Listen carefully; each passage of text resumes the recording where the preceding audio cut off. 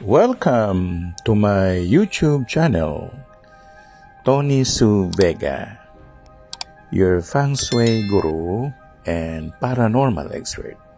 3H, Himala, Hiwaga, Hinagap.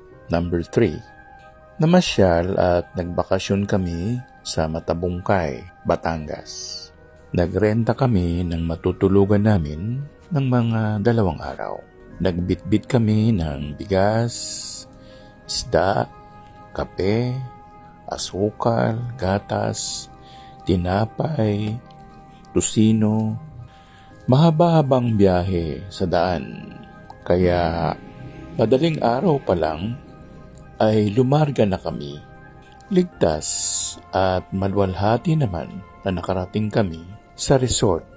Nagpahinga muna kami at nagpabaga ng isa sa mga anak ko upang ihawin ang rellenong bangus na kakainin namin para sa tanghalian. Ginisa ulit ng misis ko ang inadobong baboy at ang sarap ng amoy ng niluluto niya.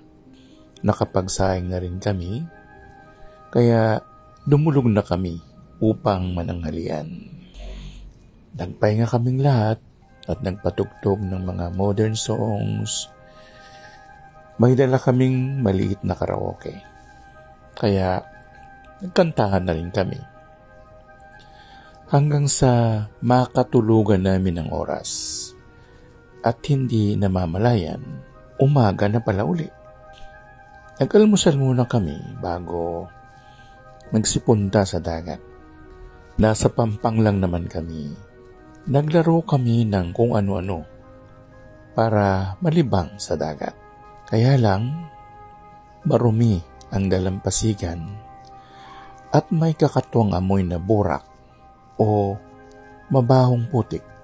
Sa isip ko lang, sinabi ko na, Lolo, Lola, kakapagtiis kayo dito sa mabahong lugar na ito?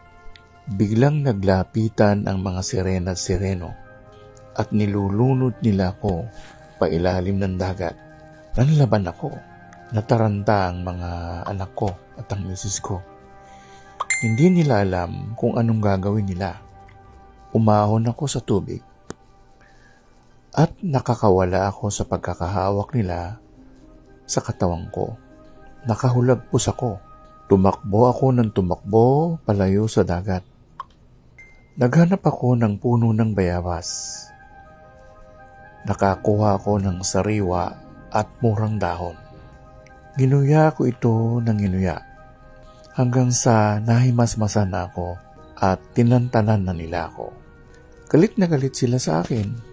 Humingi ako ng dispensa sa kanila at hindi na ako uli nagbalik sa dagat para maligo. Nagdasal ako. Alam ko na nagkamali ako ng hatol sa kanila na nakatira doon.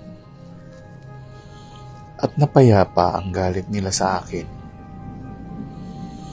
Pero wala akong ikinuwento sa pamilya ko sa nangyari.